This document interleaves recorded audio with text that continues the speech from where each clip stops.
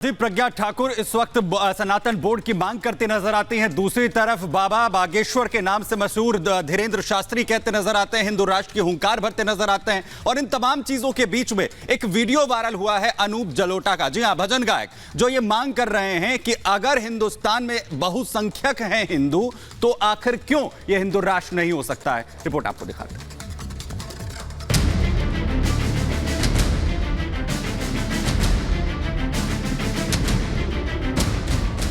तुम हमारा साथ दो, हम हिंदू राष्ट्र बनाएंगे। भारत में हिंदू ज्यादा हैं, तो इसको हिंदू राष्ट्र डिक्लेयर होना चाहिए। भजन गायक अनूप जलोटा 2 दिन पहले बागेश्वर धाम आए, आचार्य धीरेन्द्र शास्त्री के महायज्ञ में भजन संध्या की, जिसके चंद घंटों बाद ही उनका ये वीडियो सामने आया। वीडियो में अनूप जलोटा भारत को हिंदू राष्ट्र बनाने की मांग करते दिख रहे हैं। मित्रों, मुझे कहना है कि जब हिंदुस्तान पाकिस्तान अलग अलग हुए तो पाकिस्तान एक इस्लाम देश डिक्लेयर हो गया, क्योंकि वहां मुस्लिम अधिक थे। भारत में हिंदू ज्यादा हैं, तो इसको हिंदू राष्ट्र डिक्लेयर होना चाहिए। चलिए, तब नहीं हुआ, अब हो जाना चाहिए, क्योंकि संसार में एक भी हिंदू राष्ट्र नहीं है, हिंदू देश नहीं है। नेपाल था, लेकिन अब वो भी मेंटेन नहीं रहा, अब उसको भी हम हिंदू देश नहीं कह सकते। भारत को हिंदू राष्ट्र बनाने की मांग करते हुए जलोटा कह रहे हैं कि इसके लिए महज एक घोषणा की जरूरत भर है। उन्होंने दावा किया कि इससे किसी पर कोई फर्क नहीं पड़ेगा।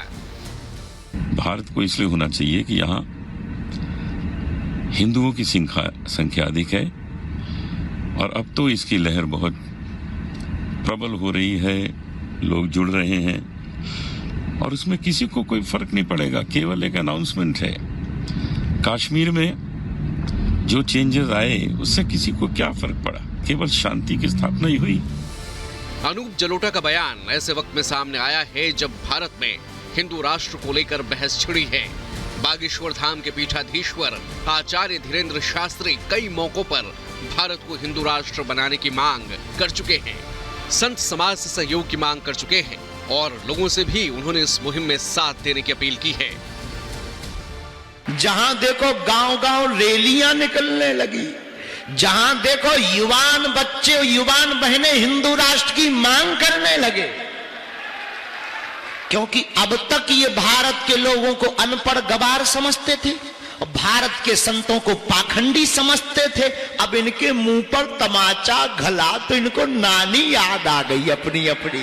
जिन बागेश्वर बालाजी की कृपा से सनातन विरोधी नतमस्तक हुए हैं, तुम भी उनके बन जाओ जीवन भर के लिए, तुम्हारे संकट भी नतमस्तक होंगे। बागेश्वर धाम में आने वाले श्रद्धालु भी धीरेन्द्र शास्त्री की इस मांग में उनका साथ दे रहे हैं। शास्त्री जी स्वामी प्रसाद मौर्य ने आपको चुनौती दी है। स्वामी प्रसाद मौर्य ने चुनौती दी है कि आप में अगर सिद्धि है तो जरा चीन को भस्म कर दीजिए। धन्यवाद। क्या कहेंगे बताइए। शास्त्री जी, एक मिनट। शास्त्री जी, आज ये जो आज कार्यक्रम चल रहा है, ये इसका उद्देश्य क्या है? हिंदू राष्ट्र सफल होगा ये? आपको कितनी उम्मीद है कि सफल होगा ये? वही सफल होगी आपकी? पक्का होगा। भजन गायक अनूप जलोटा के बयान से साफ है कि लोग हिंदू राष्ट्र की मुहिम में धीरेन्द्र शास्त्री के साथ जुड़ रहे हैं।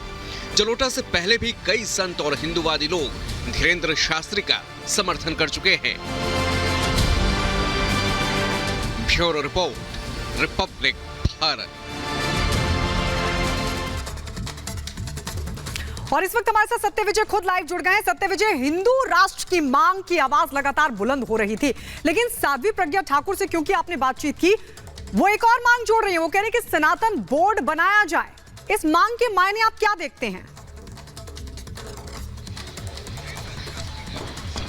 जी हाँ, बिल्कुल। देखिए, जिस तरह से एक तरफ धीरेन्द्र कृष्ण शास्त्री लगातार हिंदू राष्ट्र की मांग कर रहे हैं, कई धर्मगुरुओं ने और कई ऐसे लोग जो अलग अलग वर्ग से आते हैं, अलग अलग कहना चाहिए कि जानकार लोग हैं जैसे अनुप जलोटा या बाकी लोग हैं, ये भी उनका समर्थन कर रहे हैं।